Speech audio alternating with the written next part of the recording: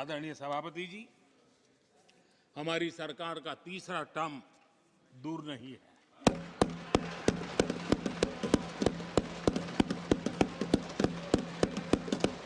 कुछ लोग इसे मोदी 3.0 कहते हैं। मोदी 3.0 विकसित भारत की नींव को मजबूत करने के लिए पूरी शक्ति लगा देंगे। आदरणीय सभापति जी, अगले 5 साल में भारत में डॉक्टरों की संख्या पहले की तुलना में अनेक गुना बढ़ेगी। मेडिकल कॉलेजों की संख्या बढ़ेगी। इस देश में इलाज बहुत सस्ता और सुलभ हो जाएगा। आदरणीय सभापति जी, अगले 5 साल में हर गरीब के घर में नल से जल का कनेक्शन होगा। आदरणीय सभापति जी, आने वाले 5 साल में उन गरीब को पीएम आवास जो देने हैं, एक भी वंचित नहीं रहे, इसका पक्का ख्याल रखा जाएगा। अगले 5 साल सोलर पावर से बिजली बिल जीरो। देश के कितने नागरिकों, करोड़ों नागरिकों को बिजली बिल जीरो।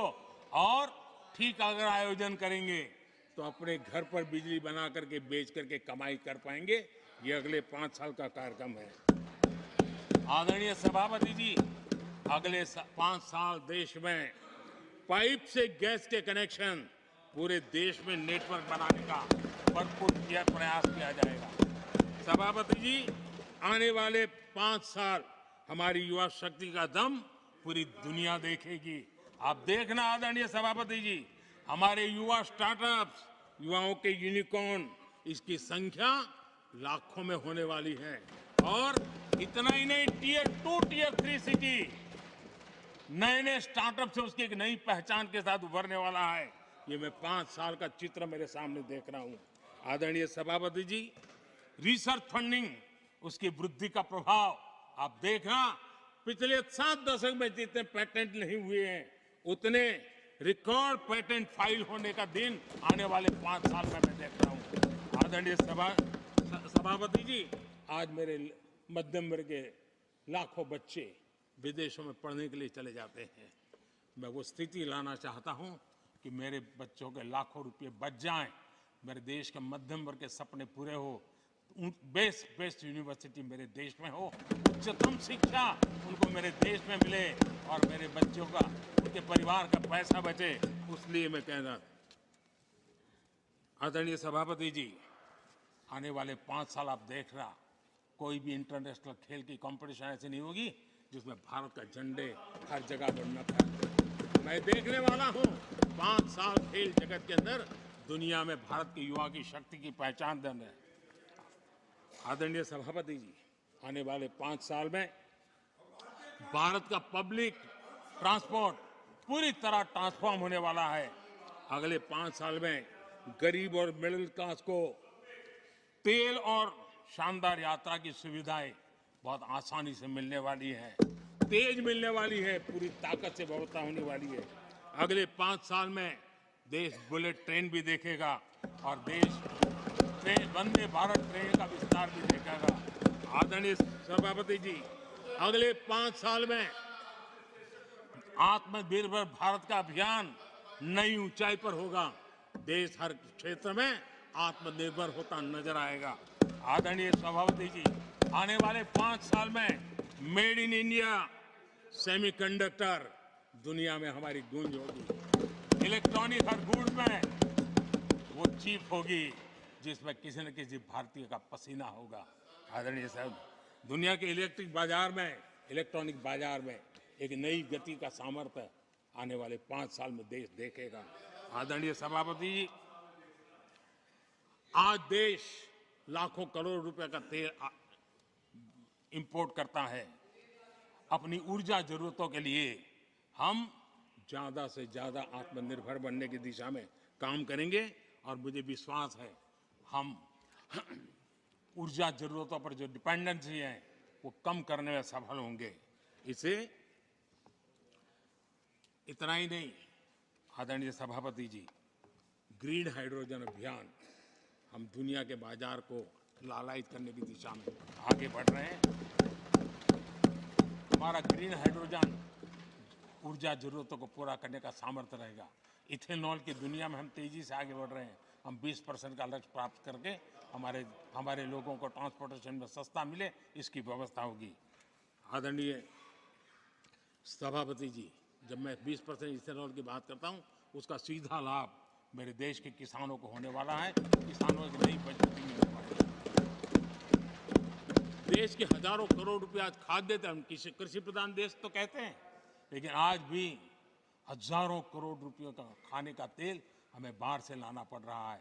हमारा देश के किसानों पर मुझे भरोसा है और मुझे पक्का भी जो नीतियों को लेकर के हम चलते हैं, एडिबल ऑयल में मेरा देश बहुत एक आत्मनिर्भर 5 साल में हो जाएगा। और जो पैसा बचेगा मेरे देश के किसान की जेब में जाएगा, जो आज विदेश के बाजार में जाता है।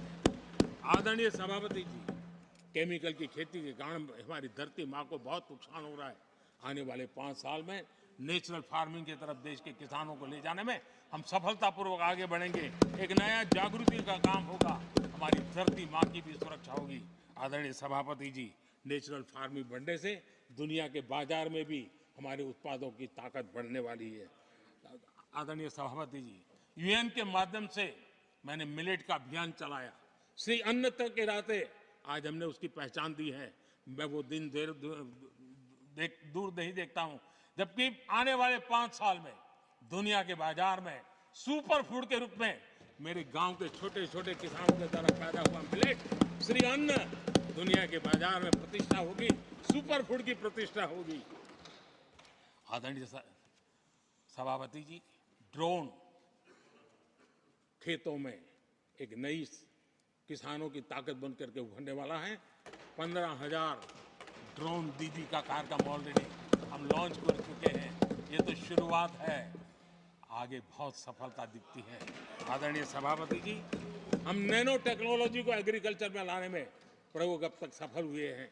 हमने नैनो यूरिया में बहुत बड़ी सफलता पाई है, नैनो डीएपी की दिशा में सफलता पाई है। और आज एक बोरी भर खातर लेकर के घूमने वाला किसान एक बोतल के खातर से काम चला लेगा, वो स्थिति दूर नहीं है।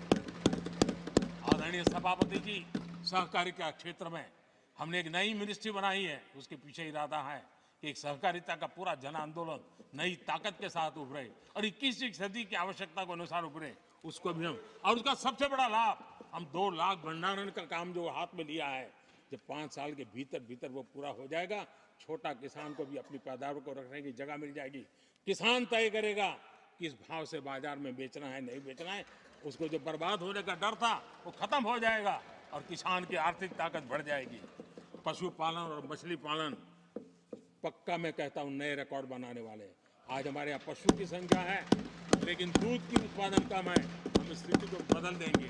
फिशरिंग एक्सपोर्ट करने की दुनिया में हम बहुत बड़ी तेजी से विकास करेंगे, ये भी मेरा पूरा विश्वास है। हमने एफपीओ की जो रचना का प्रारंभ किया है, अनुभव बहुत अच्छा है। 5 साल के भीतर किसानों की एक नई संगठन की शक्ति और कृषि उत्पादन में वैल्यू की ताकत, ये लाभ मेरे देश के किसानों को अवश्य मिलने वाला है। आदरणीय सभापति जी, G20 की सफलता ने साफ कर दिया है और दुनिया में कोविड के बाद जो खुलापन आया, उस खुलापन का सबसे बड़ा लाभ हमने देखा है कि विश्व का ध्यान भारत की तरफ गया है। और इसलिए एक बहुत बड़ा क्षेत्र टूरिज्म आने वाले दिनों में होने वाला है और जो सबसे ज्यादा रोजगार देने वाला है। आज विश्व के कई देश हैं जिसकी पूरी इकोनॉमी टूरिज्म पर निर्भर है। भारत में भी बहुत से राज्य ऐसे बन सकते हैं जो उनकी पूरी इकोनॉमी का सबसे बड़ा हिस्सा टूरिज्म होगा और वो दिन दूर नहीं है। जिन नीतियों को लेकर के हम चल रहे हैं, भारत एक बहुत बड़ा टूरिस्ट डेस्टिनेशन बनने वाला है। आदरणीय सभापति जी, जिसका हिसाब किताब पहले बहुत कम हुआ करता था, जिसकी बातें सुन करके हमारी मजाक उड़ाई जाती थी, जब मैं डिजिटल इंडिया की चर्चा करता था, जब मैं फिनटेक की चर्चा करता था, तब मैं जरा आउट ऑफ बॉक्स की बातें कर रहा हूं, ऐसा लोगों को लगता था। आउटडेटेड सोच वालों के लिए सामर्थ्य का अभाव था। लेकिन मैं पूरा विश्वास से कहता हूं आदरणीय सभापति जी, आने वाले 5 वर्ष डिजिटल इकोनॉमी की दुनिया में भारत का डंका बजने वाला है। भारत एक नई शक्ति है और डिजिटल व्यवस्थाएं भारत के सामर्थ्य को बढ़ाने वाली है। विश्व मानता है कि एआई का सबसे ज्यादा उपयोग कोई करने का सामर्थ्य किसी देश में होगा तो हिंदुस्तान में होगा। लेटेस्ट से लेटेस्ट टेक्नोलॉजी का उपयोग मेरा देश करेगा। आदरणीय सभापति जी, स्पेस की दुनिया में भारत का नाम रोशन हो रहा है। हमारे वैज्ञानिकों का पराक्रम नजर आने वाला, और आने वाले 5 साल का जो कार्यक्रम है ना, मैं आज उसको शब्दों में बयान नहीं करना चाहता हूं, लेकिन विश्व को अचंभित करने की दिशा में हमारे वैज्ञानिक स्पेस की दुनिया में भारत को ले जाएंगे, ये मेरा पक्का विश्वास है।